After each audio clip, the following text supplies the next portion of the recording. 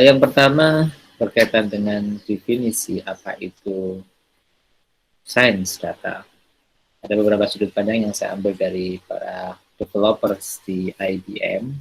Juga nanti ada di akhir adalah dari sisi akademisi.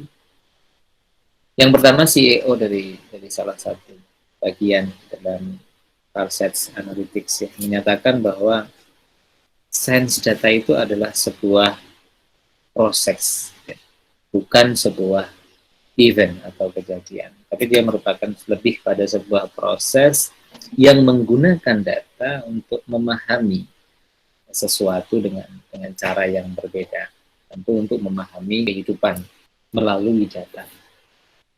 Developers yang lain menyatakan ini lebih ke hal teknis ya, dia menyatakan bahwa sains data adalah ketika kalian memiliki sebuah model atau hipotesis dari sebuah masalah dan kamu mencari jawaban dari atas masalah itu dan memvalidasinya hipotesis itu menggunakan data. Itu adalah sains data. Dia mengatakan seperti itu.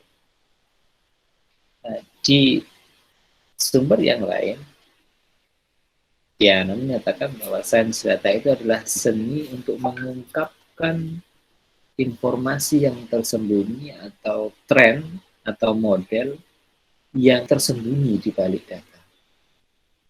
Developer yang lain, Lois menyatakan bahwa sains data itu adalah ketika menerjemahkan data itu menjadi sebuah cerita. Cerita itu untuk memunculkan sebuah insight-insight dari data. Sehingga dengan insight itu akan digunakan sebagai dasar penentuan kebijakan strategis bagi company atau institusi. Banyak ya, sudut pandangnya banyak. Termasuk secara teknis ini juga Nabi Kaum menyebutkan bahwa sains data itu adalah sebuah bidang tentang proses dan sistem untuk mengekstrak, untuk mengeksplor data dari berbagai macam bentuk, baik itu structure maupun unstructured. Definisi yang lain menyatakan bahwa sains data atau ilmu data adalah studi tentang data. Satu hal yang nyata gitu ya. Data juga memiliki properti gitu ya, properti atau atribut. Nah, itu dari berbagai sudut pandang ya dari seorang developers. Nah, kalau dari sisi akademia, sains data itu ya melibatkan data dan beberapa ilmu atau sains. Gitu. Dia melihat data itu adalah satu usaha untuk mengolah data, untuk mencari jawaban atas pertanyaan-pertanyaan yang bisa dieksplor gitu dari kehidupan nyata. Nah, sehingga kalau bisa dibilang ini lebih pada data daripada sainsnya. Karena yang diolah, yang dieksplor, yang diekstrak, yang dianalisis itu adalah datanya. Maka ketika kalian memiliki data dan kalian penasaran, memiliki rasa penasaran terhadap data itu, maka kamu akan mencoba mengotak-atik data itu, memanipulasi, mengeksplor, menganalisis dan seterusnya untuk mendapatkan jawaban atas rasa penasaran tadi.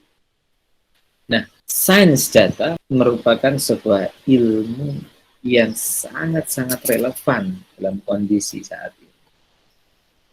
Kalau di masa lalu ya, kita khawatir tentang kekurangan data dalam menganalisis sebuah fenomena. Hari ini kita kebanjiran data.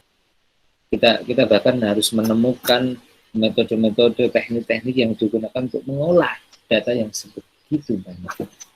Saat ini kita sudah memiliki banyak sekali metode dan algoritma yang disediakan dan siap kita gunakan berkaitan dengan tools dan software.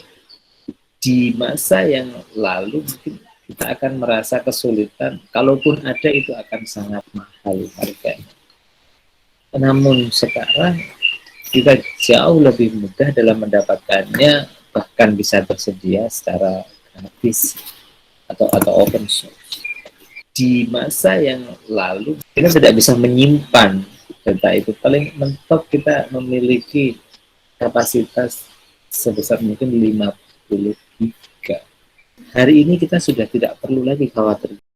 Jadi menjadi seorang sains data di masa era sekarang itu sangat-sangat relevan dan cocok begitu. Bisa dikatakan bahwa ketika kau ingin menjadi seorang saintis data, maka sekaranglah saat. Sekaranglah waktu yang tepat karena sudah tersedia semuanya. Tersedia datanya, tersedia tempat penyimpanannya, analisis data, algoritma, dan metode pendekatannya, dan semua murah, semua tersedia.